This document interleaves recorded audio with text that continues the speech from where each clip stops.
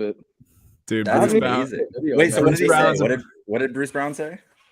Dude, Bruce Brown, after the Nets beat the Cavs the other night, said that he, when asked about the Celtics and their defense, he said, well, Robert Williams is out, so the rim protection is lacking, essentially. He said, we can attack Horford and Tice.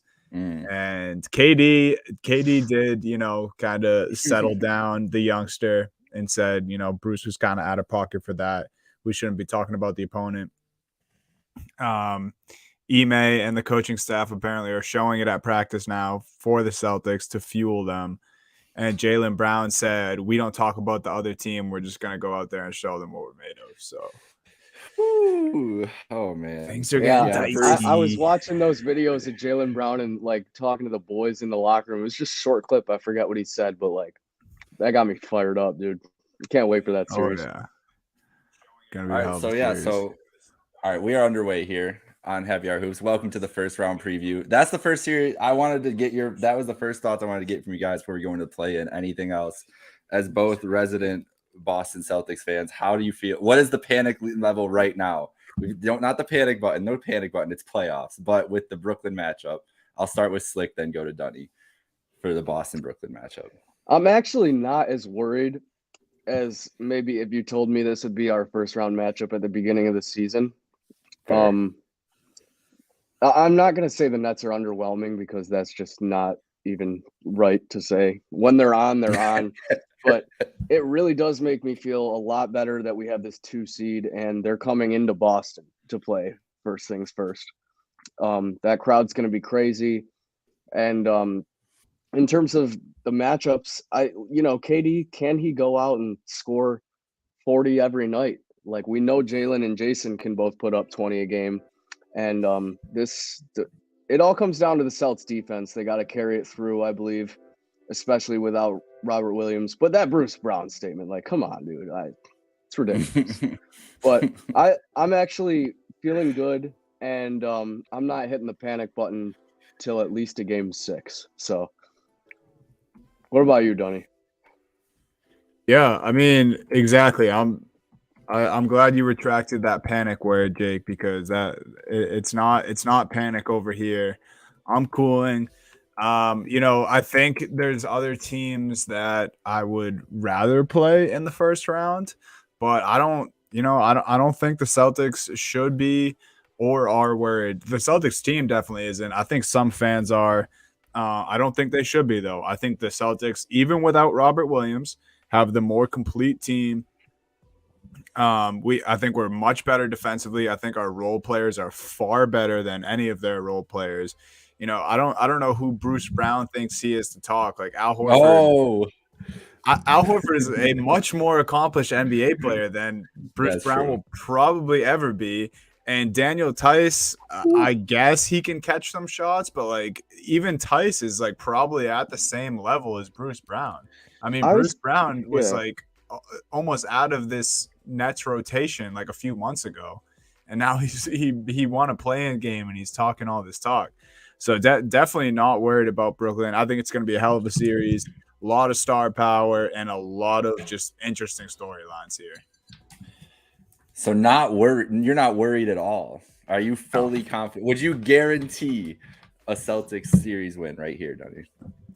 I won't guarantee it. Okay. Because I just wanted to test your levels. I just wanted to see where you're at. Smart man. I don't think anything in life is guaranteed. However, I'm not worried at all, and I am fairly confident that the Celtics will win this series. Dare I say, maybe even handily. Wow. This is I'm so bad. I've placed I think I've cashed out 5 bets on both these teams on the series bets. I've hit them both and I'm I don't know what to do. I really have no idea. You guys are confident and I see no reason why you shouldn't be. I mean, this team has been, we've talked about it obviously on this podcast a bunch of times, but when it comes to playoff basketball, you really love the defensive teams. It's a whole new ball game. That team can't stop no one. They're not going to be able to. I don't think they're really going to be able to do much to affect. That's one of the things I'm interested in is how they defend Tatum and Brown, because who is doing it unless Ben Simmons miraculously appears and turns into plus basketball defender in this series. Like, that's really the biggest thing weighing over it. But there's also the Rob Williams isn't going to be there to start too. So it feels like we're kind of evened out with who's missing where and whatnot. Well, so there's some Simmons news today that apparently that talked about. I don't know who it was on ESPN. I just saw that the source was ESPN. Ben Simmons reportedly back for either games 4, 5, or 6. So whatever that means. If they're down, whichever one that they need in an elimination, I guess. I don't know. It's definitely going to be 4. No way he comes back first game in Boston. That'd be brutal. Yeah. Especially for a guy like Simmons.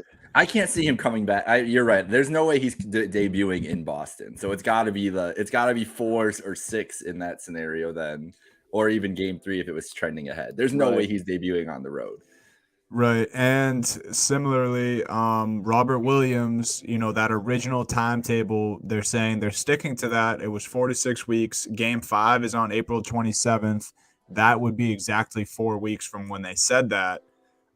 So, we're looking like we're going to get Robert Williams at the back half of the series if need be. Who's to say this series goes to 5? We don't know that yet. It could be a sweep. I don't anticipate that. But if Robert Williams does come to the series, most likely it would be at the back half. And apparently that's what we're having with Simmons as well. I kind of wanted to pose this to you guys because this is what's been on my mind all day. We can get to the Kyrie drama that has already built itself up enough, but what do you guys think Ben Simmons does to this Nets rotation? I mean, it's not like we've seen him play alongside any of these guys before. Like, I don't know what makes us think that this is just going to work, and it's just going to be this crazy big 3 right away. Yeah, I mean, I tend to agree with you. I don't know where he'd fit in when you have 3 dominant guards. You got Patty Mills, Seth Curry already, Kyrie Irving. I'm assuming they play Ben in more of a forward position like he used to in college, run the floor, power forward maybe. But like you said, that's tough to just throw him right into a rotation. How long has this guy not been playing basketball? Nearly a year. I mean, almost 10 months. Yeah, almost a year at this point. Right. And this is someone, I hate to say it, that struggles in the moment and does struggle mentally in the moment as well. And that is not going into a series. Again, you could pick any team. I would not want to struggle mentally in big moment games and be going into Boston to play a playoff series. Yeah. That's tough. I don't know. Ben's a great basketball player. I don't think it impacts them negatively, but we might be surprised in what we see. I'm with you. I don't think he's going to be handling the ball or anything. I think he kind of fits in just wherever they need him. Maybe some more small ball lineups with him and KD at the top, and then you have Brown and the other guards and whatever. Robert Williams will change that equation too, I think, depending on because if Robert Williams isn't playing in this series and Ben Simmons comes back before that, the Nets can probably at least to themselves tell themselves that they're going to play smaller. I think Robert Williams would be the deterrent of that, and he would be the reason that they'd get more Drummond. Maybe Drummond will be in a lot. Maybe they'll try to physically impose. I don't know if Drummond has that capability to do against a great defensive team like the Celtics are, but I could see where they would kind of look at that and do that. I think the Simmons thing is so interesting to me defensively more than it is offensively. Yep. But offensively, I'm with you. I don't think he's out there at the end of games. Can you trust him? Would they really trust him in his first minutes after the last time we saw him, at the end of a game in a big spot? You can't. There's no way you can do it. No. Unless you got him on the inbound pass. Yeah, and then just stand at half court or something. Yeah. It's iffy. So, Donnie, what is your official series prediction then? Before we go on to any other ones.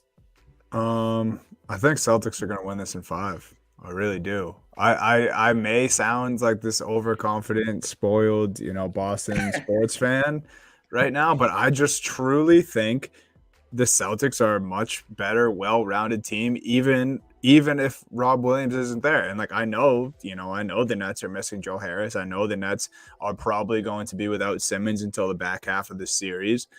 So, I guess you can call it even there as far as guys, or as far as guys who they have out on either side.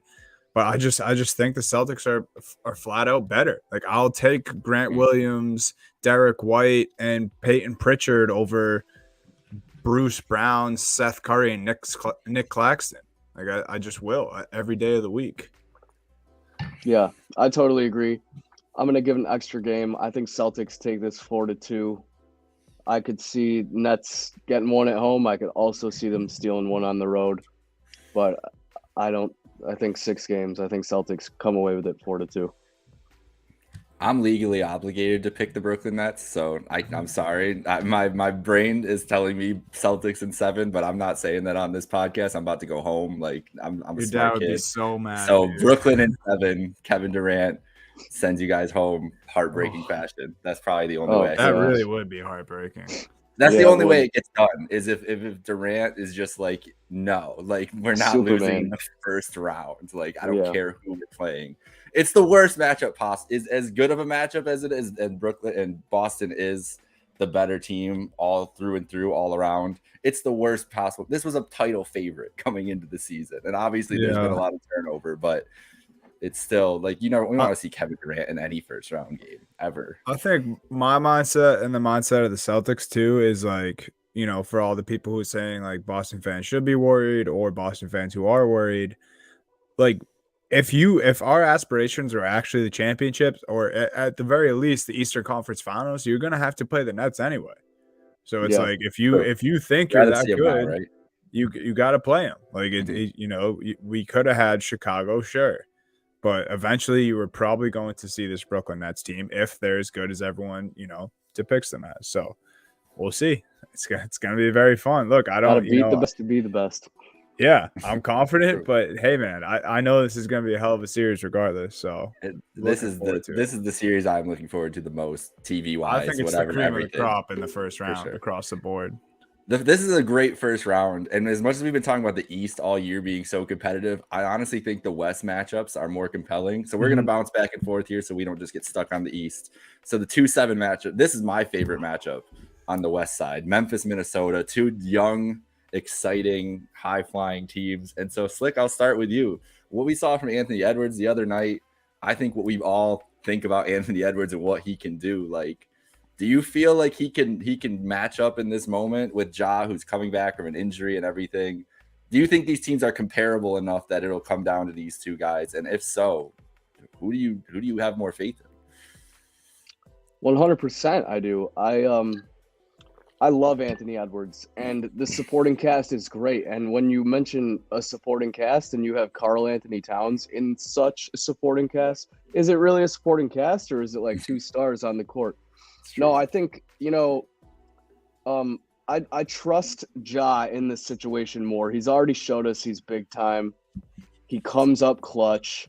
And I'm not saying Edwards isn't clutch. I just think I tend to trust Ja in this situation more. The matchup is going to be great. I think those guys are going to be lighting it up the whole series. I think Ja can capitalize on a few games, though. Say Edwards has some off nights. But I think it's going to come down to if Minnesota the other guys can get points. If we can get points out of D'Angelo Russell, out of Karl Anthony Towns, out of Pat Beverly, who was on one the other night. I think it's going to come down to who's around that young gun, and it's going to be a really explosive, great matchup. I'm really looking forward to this. What about you, Danny? I'm going to start off with my series prediction here. I think Memphis wins this series in 7. And I do think it is a crazy, crazy series. I just love that, I feel like so many times every year the playoffs roll around, everyone is so, butthurt or upset about the 2-7 and even the 1-8 series too. But I think in both conferences, the 2-7 series are crazy. We just talked about Boston, Brooklyn, Memphis, and Minnesota. Minnesota, I think, aren't really showing of a true 7 seed. They ended the season on fire. And, Slick was just talking about the T-Wolves and the young talent they have with Anthony Edwards. The fact that they handled that Clippers team, pretty easily the other night, and Karl Anthony Towns was barely involved. I mean, this dude had 11 points and 5 rebounds, only 24 minutes because he got 4 very quick fouls, barely played in the first half. Mm-hmm. And then they have D'Angelo Russell, who's, in my opinion, the most underrated player across the entire NBA, I think. 29 points, 6 assists, and 5 rebounds, in the play-in game the other night for D'Lo. I think they're fantastic. We don't really have to, spend too much time on Memphis because they've proved it all season long. I mean, I think they went 21-3 in Ja's absence or something like that. I know they were 21-2, 21-3, something like that. Yeah. Yeah, I know they were 20-2 at one point when he was out. I mean, that's incredible. I think at the beginning of this season, a lot of people would have said Ja was this whole team. Now you have guys like Desmond Bane who stepped up all year long. Steven Adams, people thought his career was over. He is a beast for this Grizzlies team. And I think he's someone who can actually bother Cat in this series. So for sure. I think for a 2-7 matchup, 2 teams that a lot of people don't really know about, this series actually has a lot of heavyweights. Oh yeah, I mean this is going to be a great introduction. I mean it's going to be on NBA TV a lot, no matter what. But it's going to be a great introduction to fans who haven't watched either of these teams. I'm sure there's a lot of people who haven't tuned into Memphis a ton this year just because it's Memphis, and even seeing how good they are. Like this series is going to just be like basketball fans are going to fall in love with both of these guys. I think we're going to see it really explode over this summer. So I'll give my prediction, then we'll go to you, Slick, before we wrap up. I'm going Memphis in 6. I've got Memphis right now. I have a future on Memphis to win the West. I don't know if I'm going to go with that. We'll figure that out later on, but I think at least they're getting past this, but I think it's going to be a battle. I think this is going to be a great series, but I'll go with the Grizzlies in 6. What about you, Slick? I'm with Donnie. I think this goes 7. I got Memphis in 7. If this series if there's a 7th game of these 2 teams, like I can't even imagine. That game will be so chaotic, just so much chaos. Yeah, I couldn't even imagine. Electric. Not a series that is probably the worst first round series. The Chicago Bulls and the Milwaukee Bucks. Dunny, can the Bulls beat a good team? That's really all that matters. The Bulls have not beaten a top team in the Eastern Conference at all. And also, I'll be there for Game 4 in person. Are they going to be getting swept in Game 4? Am I going to see a lot of sad Bulls fans? I would like to think just the way that DeRozan's willed them to some victories this year, and they do have the talent in LaVine and Caruso and Kobe White. I like this roster. I do just think they're severely outmatched by Milwaukee. Giannis, I think, is going to be far too much for them. Even, they have a guy like Vucevic who, against most teams, would be a matchup problem for the opposing team's center. But Brook Lopez is still so solid, man. I think he's a guy who doesn't get enough respect. I have here in our doc that I think it would be a clean sweep for the Bucks. I'll give the Bulls one. Maybe they win that 4th game that you're at in person, Jake. But I do think it's Bucks in 5. And I would not be surprised at all if this was a sweep. Milwaukee did start pretty slow last year, if I remember correctly, though, at the beginning of the playoffs. So, who knows? Maybe it's more interesting than that. But I just think the Bucks are far too good for this Bulls team. What do you think, Slick? Yeah, I agree. I want to see. I think I do see a sweep here, but like Donnie said, I want to give the Bulls one game. I just couldn't see DeRozan and LaVine going out like that after the impact that they've had so far this season. Right, like they've already been like, oh, the Bulls are something this year, to they're a real disappointment this year. Yeah. So I think they proved some doubters wrong, and I think they steal a game, maybe 2. But ultimately, I think I got the Bucks in 5 too. The Bucks team is too good, and the Bulls haven't proved anything to me. So I was reading Chicago Sun-Times earlier, and there was an article popped up, and it was like, this is the most optimistic view of the Bulls-Bucks series, right? And the dude literally started his argument with saying that Bud had to be knocked out and forget who his players were, start putting the wrong players in. So Chicago itself, the city is not feeling very confident in the Bulls coming into this. I do think they steal a game. I hope it's the one I'm at. That would be much more fun. It feels like that's the spot. This Bucks team is so much better than them in all ways. No Lonzo Ball is gonna. I don't know how much of a difference it would have made, but it would have made some difference. There's no stop. I think Bobby Portis is gonna eat. Like there's no interior defense, dude. They're gonna play Brook Lopez, Bobby Portis, and Giannis at the same time. Like, what are the Bulls gonna do? And then Middleton and Holiday. Like, they're gonna give up a bunch of offensive rebounds. That's what they're gonna do. Yeah, we're gonna hit all those Bucks rebound props starting on Saturday, Sunday. Not to mention, you could just swing it to Lopez or Portis on the 3, and they'll catch that too. So this is a tough team to guard. It's a bad matchup for Chicago for sure, and a team that's trending down versus a team that a lot of people have as still the favorites in the East just because they're the defending champs. Like we haven't even mentioned that at all in this, but that's a big thing about this East is that Milwaukee's been there now. We'll get into that later on, but let's go to the West. Slick, is Meerkat going to be happy in a couple weeks after this Golden State Denver series? No, he's not. I love you, Meerkat, but. This is not going to go well for your Nuggets. It doesn't typically in these playoffs. This is the matchup you really didn't want first round too. I have to say this Warriors team is scary again, and when they come playoff time, they don't mess around. And now that you got Curry, Draymond, and Clay, they're like the leading guys on this roster. You know, before you had vets like Harrison Barnes, Sean Livingston. Now, these are the 3 guys with a supporting cast of young guns that have impressed me beyond belief. And I think the Nuggets rely a bit too much on Jokic. I hate to say it. He's a great player, MVP caliber. If he's not this year, then he could have easily got it, I believe. But this is a bad matchup, man. And the fact that you're in Golden State, too, they have the home court advantage. I think this is Curry and Clay's revenge tour. I think Clay's been waiting too damn long for this moment to just let it slip by. I got Warriors in 5. Oh man, a really angry Meerkat. You would be. Oh my God. Very angry Meerkat. What do you think there, Dunny? Ooh, I'll start with my prediction. I think it's Golden State in 7. Could see them getting it done in 6. Yeah, I mean, I agree with a lot of what Slick said. Look, man, I think Jokic is unbelievable. I really think he could steal games in this series. Do we know about the Jamal Murray return yet? No, because I feel like it's been up and down all season long. You know, at times it was saying towards the end of the season. Then, you know, that came around and it was like he's nowhere close. Haven't heard anything in a couple weeks. You know, a lot of question marks there.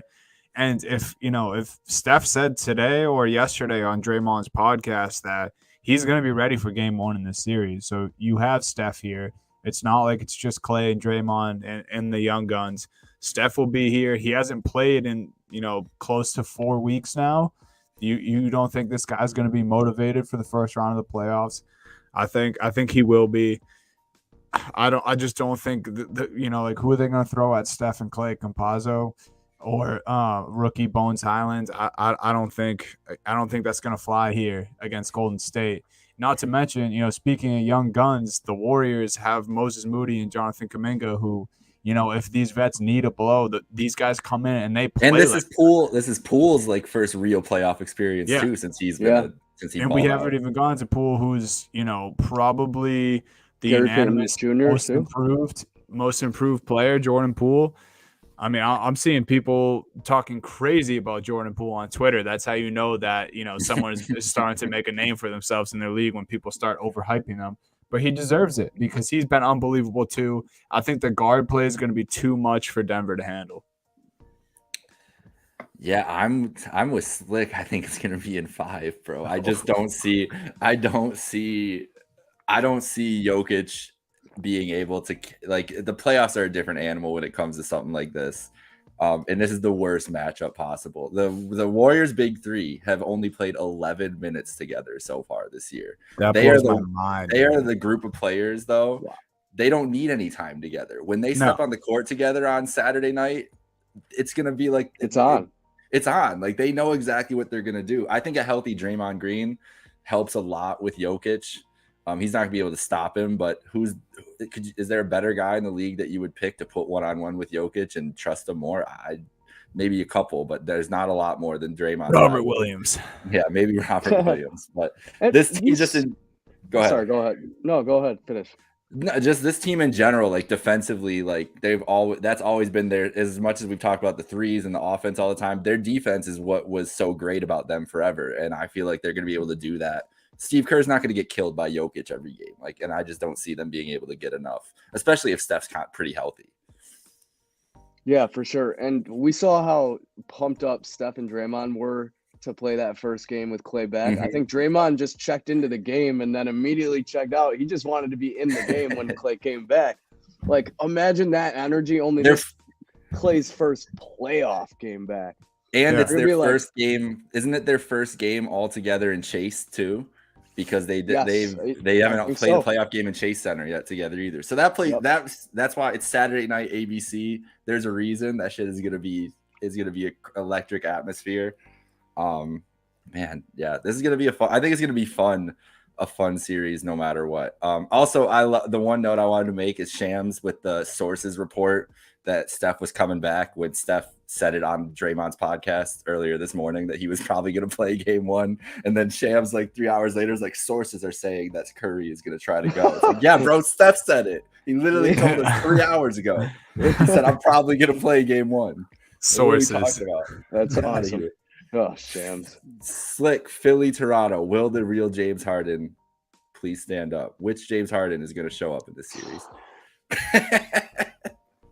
That is a question, man. My real answer here is I don't know, right? Because I've seen James Harden lead teams to the Western Conference Finals and then absolutely forget how to play basketball. It seems 28 threes. We'll never forget it. Never forget. It was ridiculous, but I really do see, like, as much as it maybe hasn't lived up to the hype yet, I do really see this potential as that duo with Jokic and Harden. I mean, if we're being honest, you have the two guys on the same team who probably get to the free throw line more than anyone else in the entire league. And it really irks me when I'm watching the game every time Joel gets within like maybe 2 feet of the paint and a whistle's blown. But anyway, that's my biased Celtics fan talking. But this will be the test because this Raptors team is no joke. They've been playing up to par again, like the Raptors team that we know and love. I think this is going to be a tough series, but I think Philly do pull it out. I think you see outstanding play from James Harden and Joel Embiid. And at least, I'm going to say, at least in just this first round, Harden will show up when he needs to. I think Philly takes it in 7. I like it. What do you think, Dunny? Oof. Let's see if Dunny can keep his bias in here. I don't know if it's possible. This one's tough for me, dude. I really dislike both of these. So I don't know which you don't know where it's going to. It was both. It was both. Yeah. I think I probably dislike Harden the most out of anyone involved in this series. But that being said, I do think that Philly has the 2 best players in this series. That's usually, that's not the be-all end-all in playoff basketball. But I do think it's very important. I think you pose a very good question, though, Jake. What James Harden are we getting here? Are we getting the James Harden that we've seen in every other playoff? I want to call it playoff runs, like playoff walks that he's had, because he's usually bounced quite early in these situations or shoots very poorly. Before I get my prediction, Jalen Rose said something hilarious today. He said James Harden's playoff numbers look like concert tour dates. I did see as in like 422, like 516. Oh no! Hilarious, dude. I've never heard of that before. That was gold. I had to shout out Jalen Rose for that one. I'm gonna keep that in the back of my head for my next pickup game. Oh man, I think the Raptors are better coached, but dude, I think I'm with Slick here. I think I'm going Philly in 7. Something I did want to talk about though is Matisse Thybulle will not be with the Sixers Huge. in True. games 3 and 4, and then Potentially 6. yeah, potentially 6. You know, if that's necessary. Essentially, I was just reading up on it. You know, while you guys were breaking into the series, but he has one dose of the Pfizer, I guess, but just it's his decision that he didn't want to complete the vaccine, and he thought he would never have to talk about it, but here we are. He said he grew up. Welcome to Canada, baby. Yeah, right. I thought I'd never have to talk about it except the team in my division that's in the country that needs it, right? What are you talking? Oh my gosh. He said he grew up in a household where there was a lot of Chinese medicine involved, were his words, and he said with that upbringing coming into this situation, I felt like I had a solid foundation. Can you speak of to medical this? Like, resources. I saw that too, and I had a lot of questions. Yeah, he said that could serve me beyond what this vaccine could do for me. I mean, that's just there's a whole article here. I mean, if you just type in Thybulle vaccine, you can find your own research, but. Yeah, essentially, didn't really seem apologetic about it. Didn't seem like he was going to change his mind. And here we are. That's everyone knew if you had Toronto in the first round, this is something you're going to have to deal with. And I think that might be something people are overlooking. I'm still going to go Philly in 7, but man, he is one of their, if not their best defender. I'd probably give Embiid their best defender just because he's kind of a beast on the block. But Thybulle definitely their best wing defender. Mm-hmm. What were you gonna say, Slick? Before about Thybulle, just I'm not gonna sit here and question like what he's saying about what his family did, how he came up, but like. What Chinese medicine are we talking about here? That's what I'm saying. Like, what are they doing to this? Yeah, man? like what kind of rituals are you guys doing in the Thybulle house that if he had magically cures you from disease? If he had a cold or something, like what did he have to do? Yeah, what kind of remedy are you looking into here? I don't know.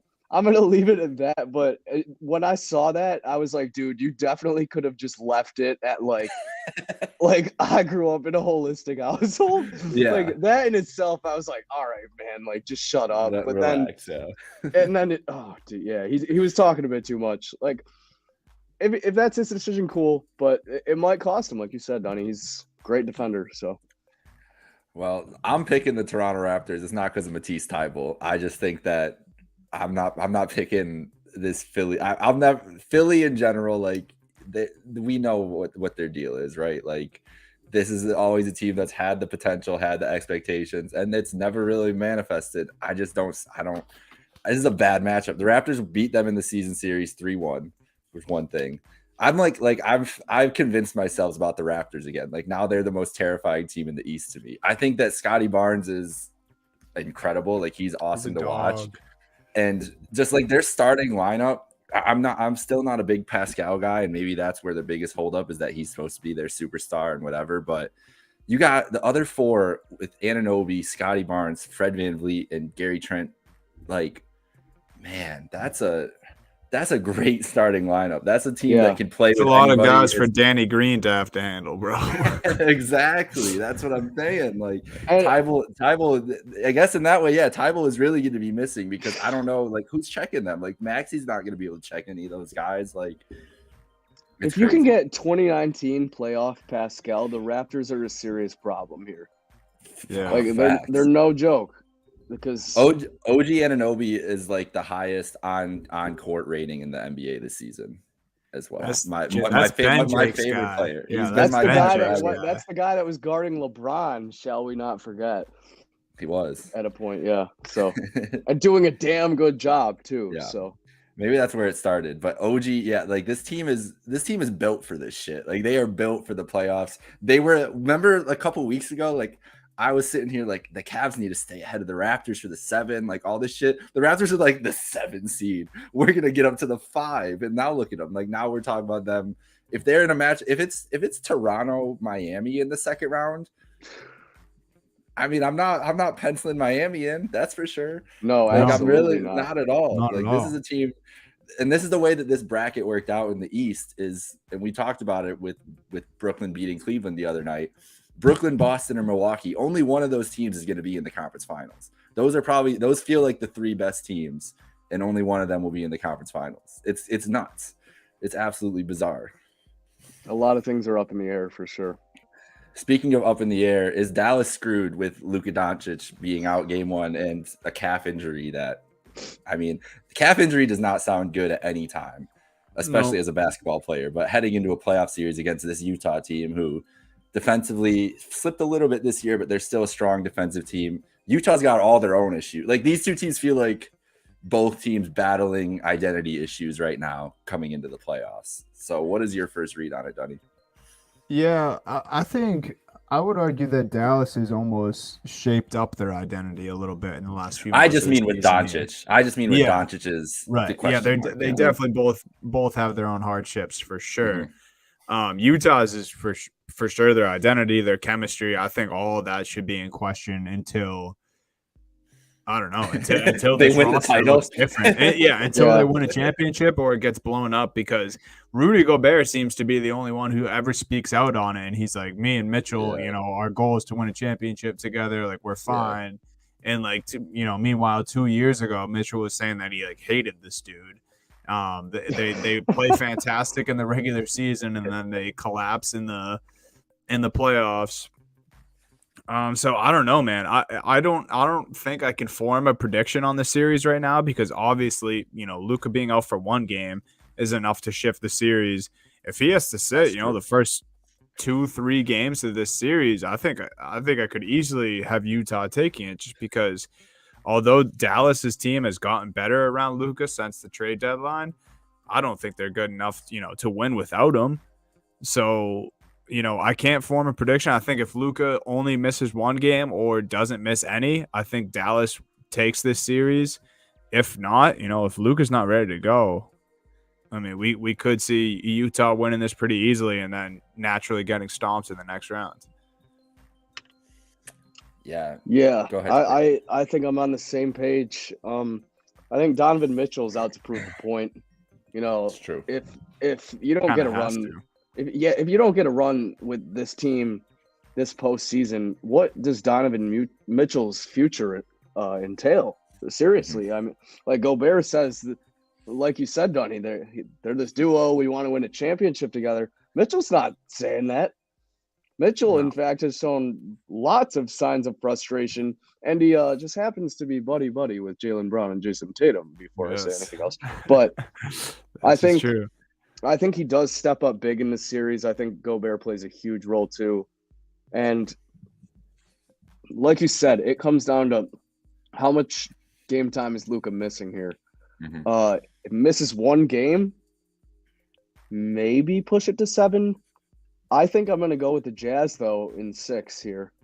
Provided – actually, I'm not even going to say provided how many games Luka – because then I'm just trying to make excuses what happens either way. So Jazz in 6. I'll stick with that. I'm going Jazz in 6 too. So I can't deal with the uncertainty of Luka, and a calf injury really worries me for a guy who's not very explosive and fast to begin with.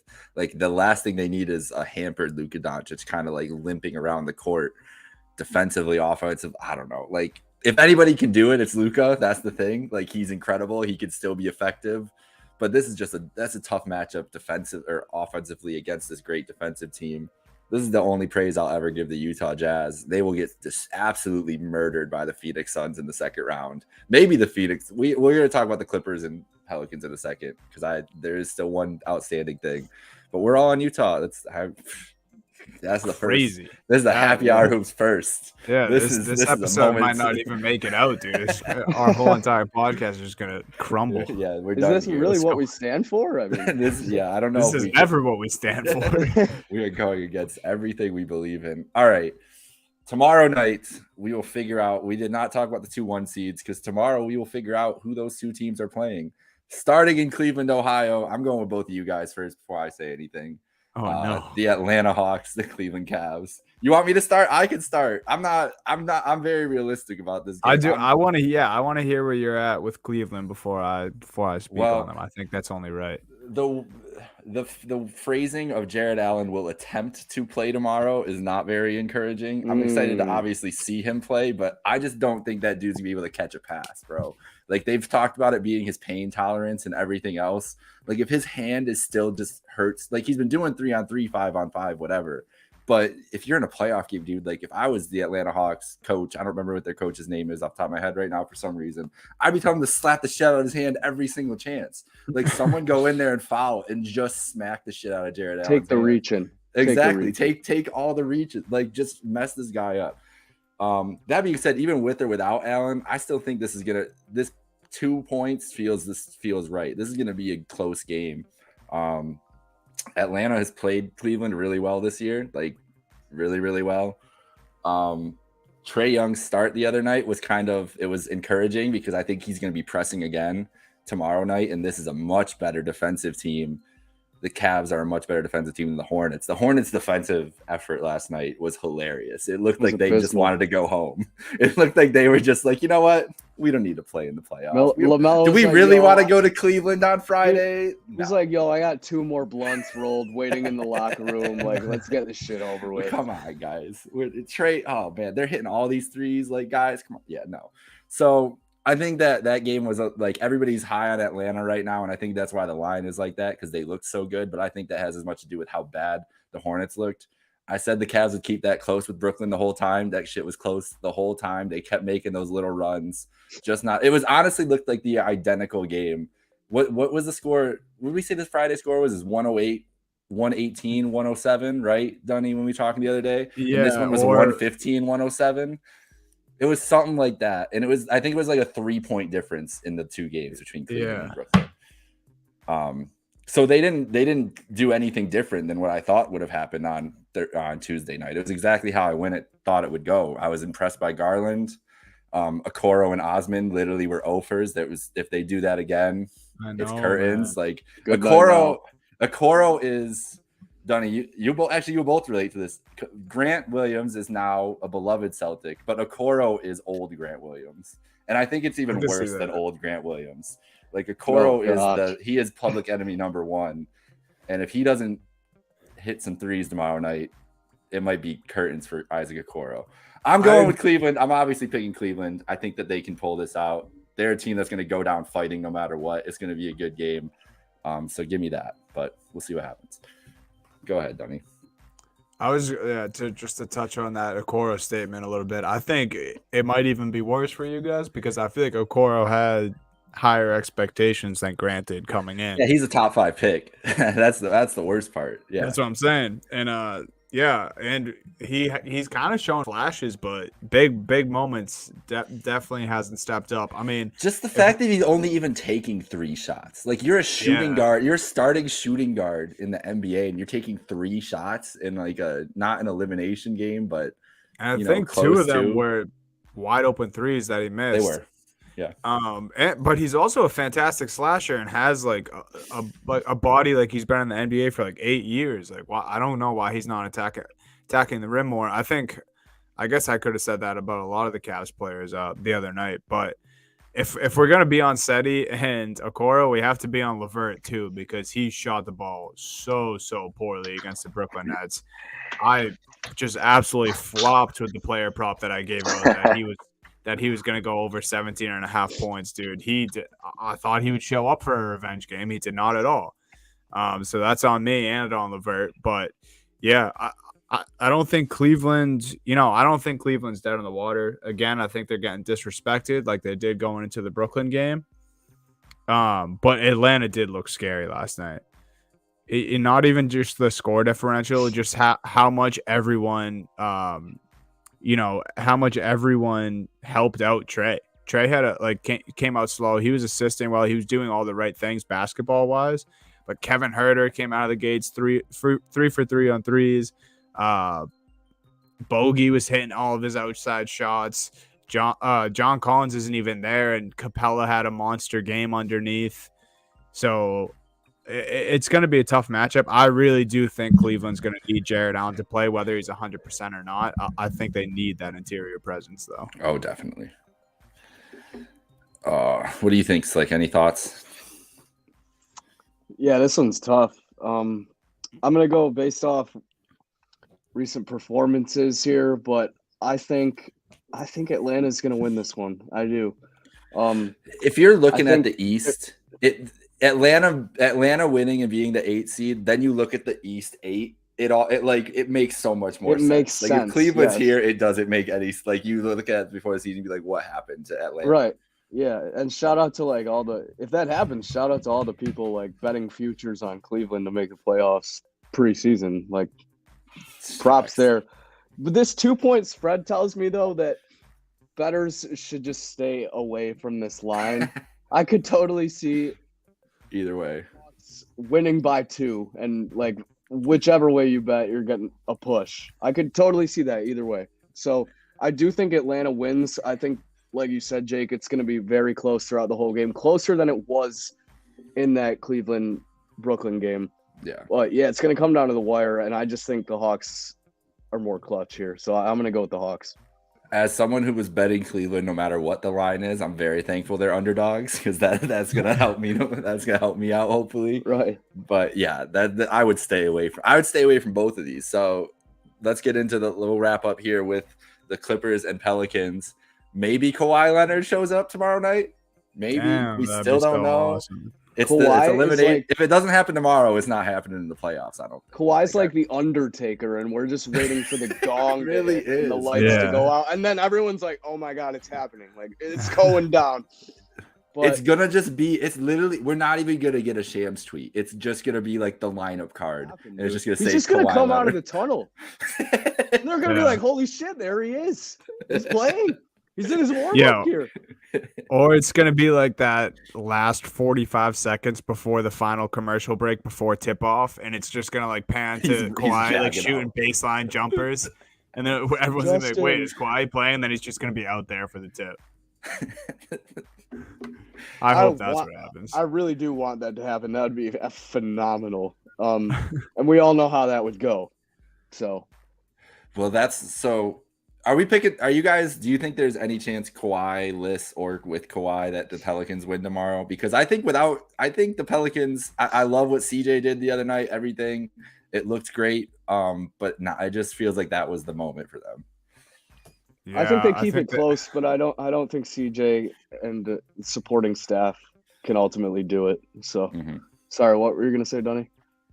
No, I was just gonna say, yeah, I definitely think the Pelicans moment was the other night. I mean, it was cool. I thought they did well because the Spurs came out of the gate pretty hot. And they looked encouraging, and Ingram and McCollum were able to, kind of assert themselves as the better players in the series, or the game, I should say. And that definitely showed down the stretch, but they're not the best players in this game. That's Paul George. And where he had a kind of disappointing night against Minnesota, I think he was kind of just shocked as much as everyone was by that Minnesota crowd and how crazy Pat Bev was going. And they still only lost by 5. I mean, yeah. But yeah, I do think I'd be shocked if the Clippers don't handle this, whether Kawhi plays or not. I think they have the veteran status. I think they have the better scorers. I think they have a better defense, better coach. Yeah. So yeah, give me the Clips, and then if Kawhi does return, I actually think the Clippers give the Suns an interesting series. I agree. That's one of the biggest subplots. If he's back tomorrow or for the first round, that Clippers Suns series it's in the same vein as Brooklyn Boston, where you're like, if Kawhi was on the Clippers coming into the season, they literally we knew he was going to play. They would have been the favorites or one of the favorites in the West, and now they're playing whatever. So we'll see what happens. So. Before we wrap, it's only the 3 of us, but we all have to make a finals prediction before the playoffs start officially. So, yeah, I'm still debating it. I think I've got it on lock, so I'll go first so you guys can think for a second. I'm sticking with one of my teams that I've been with all year, the Golden State Warriors. I've come back around. I'm going to buy into the hype. Everybody's going to be picking Memphis and Phoenix. I think that's exactly what Golden State wants to do. This is just as complete of a team as either of those teams if everything's clicking. So I'm going with that, and I'm going with the Milwaukee Bucks. I think that they're going back. So I'm picking both 3 seeds, I guess, which now I don't feel good about that, but I'm sticking with it. Milwaukee, Golden State, that's what I'm rolling with. Donnie, you go. Then we'll end with Slick. We'll end with our guest here. I got Celtics, and I'm with you, Jake. I think me and you, we can't fade them now. We've been high on them since the beginning of the season. When people weren't, we were high on them when they were rolling in the middle of the season, and I'm high on them now that they got their 3 best players on the court. I've had them in the Celtics finals Warriors. since day one, since our first podcast. I've had them in the finals, Yeah. the Warriors, and that Can't was when they switch were up now. nothing. Yeah, we can't back out now. But Pains Celtics me to Warriors. say this, but I'm right where Dunny's at. Celtics Warriors. And if you guys know me, this pains me especially because I'm a Celtics fan that was born in the Bay Area. So I still got love for the Warriors. Obviously, if it comes down to that, I want Banner 18, baby. The Warriors have been winning enough lately. Yeah. But I do think that's the matchup. And if we get that matchup, basketball fans are getting a treat. And yeah, I really do hope it comes down to that. I could see Memphis maybe making a push. I think that might, Celtics Warriors. I'll leave it at that. I really hope we do get to see that.